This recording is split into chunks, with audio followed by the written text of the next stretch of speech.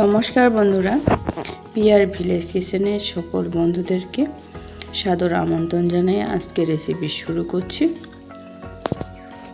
আজকে করব আলু ফুলকপি দিয়ে মাছের ঝোল। তাই এখানে নিয়েছি 6 পিস রৌ মাছ। মাছগুলো দেখুন বেশ ভালোভাবে কেটে ধুয়ে সাফা করে নিয়েছি। আর মাছের মধ্যে লবণ হলুদ দিয়ে মেখে নিচ্ছি। সকল বন্ধুদেরকে অনুরোধ জানাচ্ছি ভিডিওটা স্কিপ না করে পুরোটা দেখার জন্য। পুরো ভিডিও না দেখলে বুঝতে অসুবিধা হবে সকল বন্ধুদেরই। ভালোভাবে মেখে নিচ্ছি। মাছগুলো রেডি করে নিলাম। এদিকে আলু আর ফুলকপি কেটে নিয়েছি।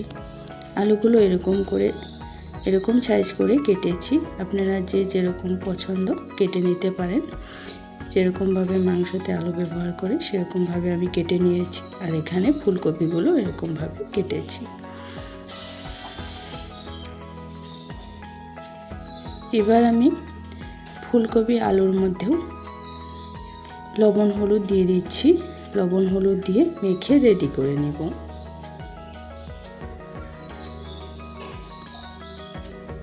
দেখুন আলু আর ফুলকপি মেখে নিচ্ছি। আর এইদিকে একটা কড়াই নিয়ে নিলাম।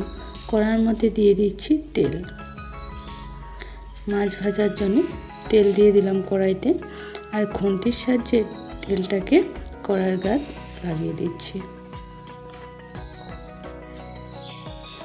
এবার আমি খুন্তির সাহায্যে মাছগুলো দিব, যাতে ছিটকে গায়ে না লাগে। তাই মাছগুলো আমি খুন্তির সাহায্যে দিয়ে দিচ্ছি।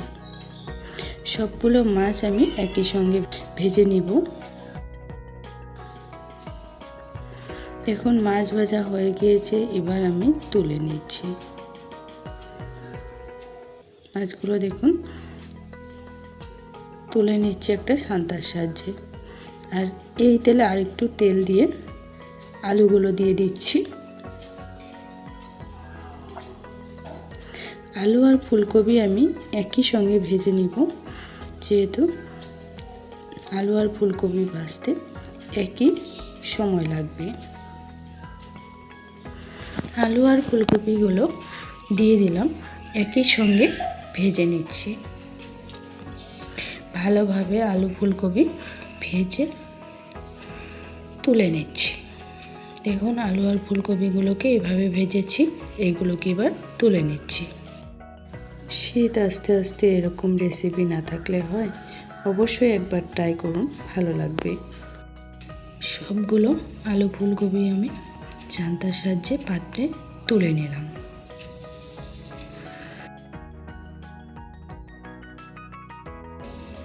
এই তেলে আমি ফোড়ন দিব। ফোড়নে দিলাম গোটা জিরে। জিরেটা ফোড়ন হয়ে আসলে এর থেকে একটা সুন্দর গন্ধ ছেড়ে আসবে।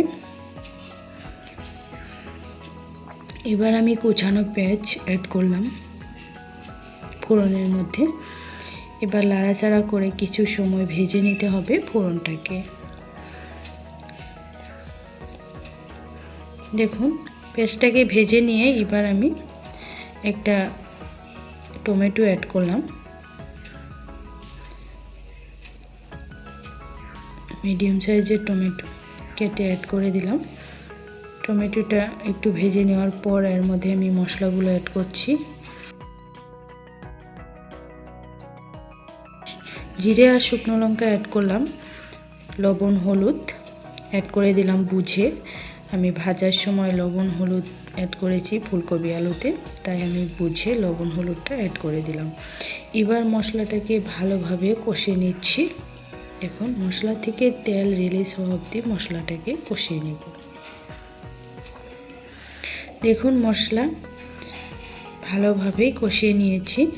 মশলা ভালোভাবে কষানো হলে তরকারির টেস্টটাও দারুণ লাগে।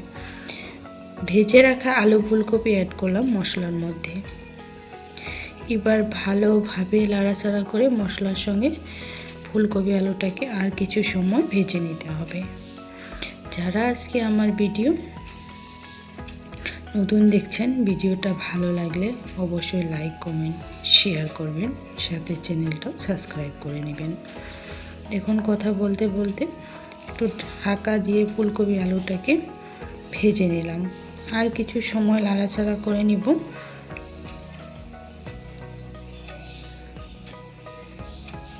এখন মশলার সঙ্গে ফুলকপি আলু ভালোভাবে ভেজে নিয়েছি। এবার ঝোলটা দিয়ে দিলাম। ঝোলটা পরিমাণ মতো বুঝে আমি দিয়ে দিলাম, যেহেতু এটা আমি হালকা পাতলা ঝোল করব, তাই আমি বুঝে পরিমাণ মতো ঝোলটা দিলাম।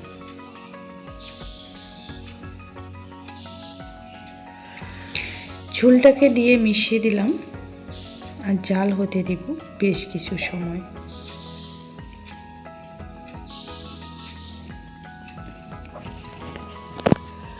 ঝোলটা কিন্তু ভালোভাবে ফুটে এসেছে।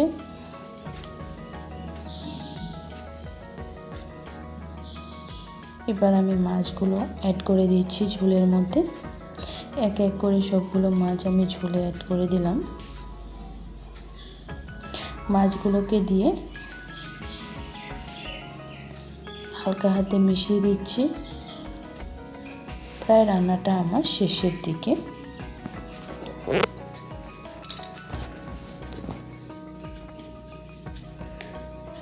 এবার